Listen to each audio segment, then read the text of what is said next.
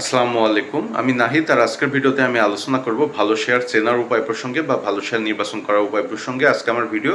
তো চলুন ভিডিওটি শুরু করা যাক। দেখুন, ভালো শেয়ার নির্বাচন করার ক্ষেত্রে বা ভালো শেয়ার চেনার ক্ষেত্রে সর্বপ্রথম আপনি যে বিষয়টা লক্ষ্য রাখবেন সেটা হলো আপনি যে শেয়ারটা ক্রয় করতে যাচ্ছেন সেই শেয়ারের পিই রেশিও অর্থাৎ প্রাইস আর্নিং রেশিও কেমন। তো সেই শেয়ারের প্রাইস আর্নিং রেশিও বা পিই রেশিও যদি 20-এর নিচে হয় তাহলে সেক্ষেত্রে বলা যায় যে সেই শেয়ারটা নিঃসন্দেহে ভালো শেয়ার।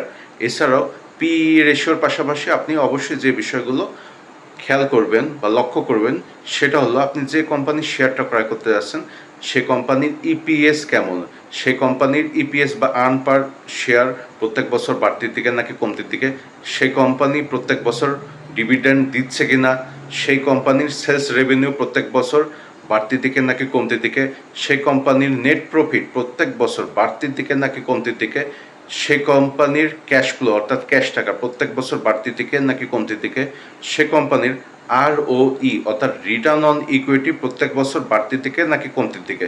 তো এক্ষেত্রে এগুলো অর্থাৎ return on equity, cash flow, তারপরে sales revenue, net profit, EPS যদি প্রত্যেক বছর বাড়তির দিকে হয় তাহলে সেক্ষেত্রে বলা যায় যে সে কোম্পানি নিঃসন্দেহে ভালো একটা কোম্পানি, সে কোম্পানির শেয়ার আপনি ক্রয় করতে পারেন। আর এক্ষেত্রে যদি ROE, EPS, sales revenue, net profit, cash flow এর মধ্য থেকে যে কোনো একটি যদি মাইনাস ফিগারে দেখায় বা নেগেটিভ দেখায় তাহলে সেক্ষেত্রে আপনার উচিত হবে সে কোম্পানির শেয়ারটা ক্রয় না করা।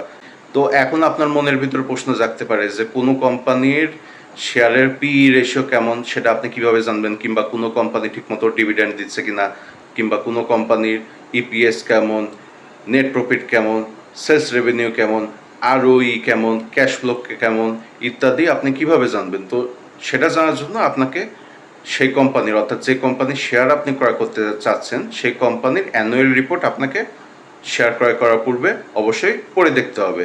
তো এই ছিল আজকের ভিডিও। এরকম নতুন ভিডিও নিয়ে খুব শীঘ্রই আমি আপনাদের সামনে হাজির হব। আপনারা সবাই ভালো থাকবেন। ধন্যবাদ।